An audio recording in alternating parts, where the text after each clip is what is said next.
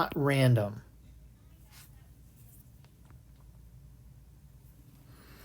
And so when we're trying to answer the question, is it a good fit, or is it a correct fit?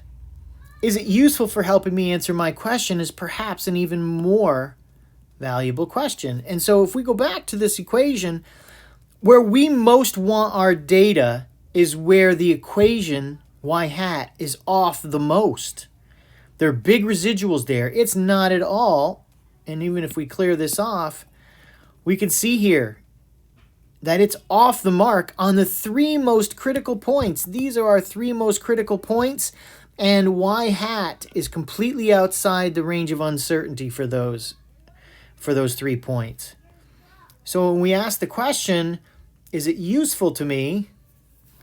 Is it helping me answer my question? It's no. It's off specifically where I need it most.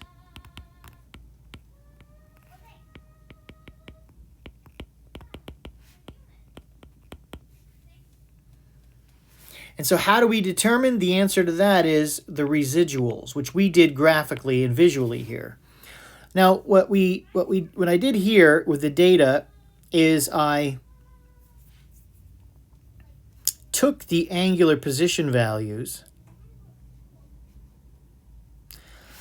that we had, and we said the maximum was about 35.1, but we expect it to be larger than that. And we computed upper limits and lower limits. So we subtracted 0.5, so that's a lower limit, and plus 0.5 to give us our upper limits. And what I was showing you on the graph was that although the value is 35.1, it could be as low as 34.6.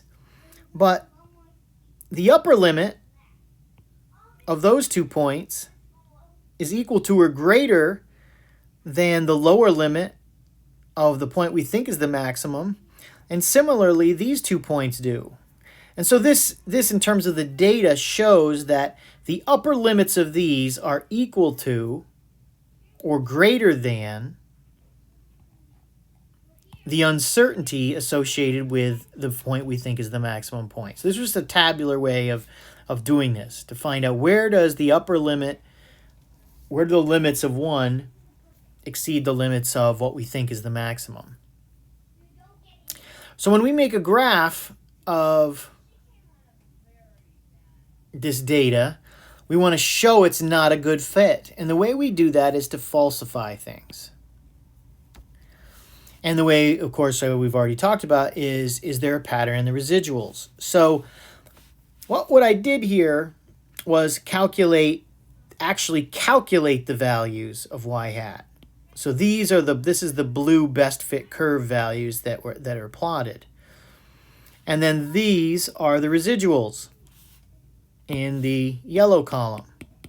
So the formula says it should be 0.3 degrees, but the real value is 2.1. This is y, and this is y hat. So y minus y hat gives a residual of positive 1.8. In other words, the point is 1.8 higher than what it's calculated to be. And so what we saw was we had green values that were positive, and then we shifted over to the red values, like so. And then we went back to the green values where the residuals were positive, and back to where the residuals were negative, like so. And so what we see then is there is a pattern of when it is or isn't.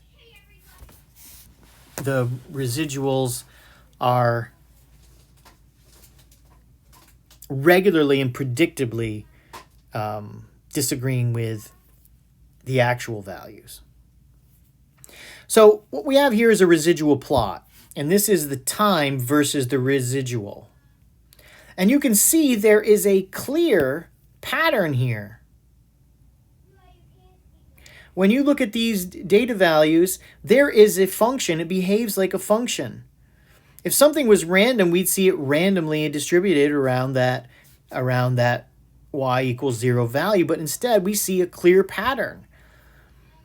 And so what this means is the variation is not random. It's predictable. If the residuals are predictable, then it's really behaving like another function.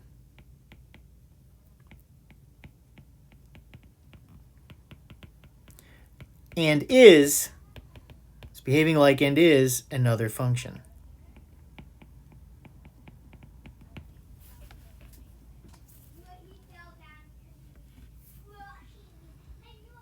So, going back to our question, is it a good fit? Is it the correct fit?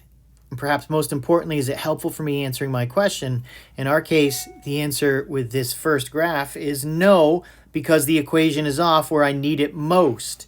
And when I look at the overall set of data and look at the residuals, how it deviates, what I find is there's a regular way, a predictable way it deviates, which means it's another function. We've just shown, we've disproven or falsified that this is the correct equation.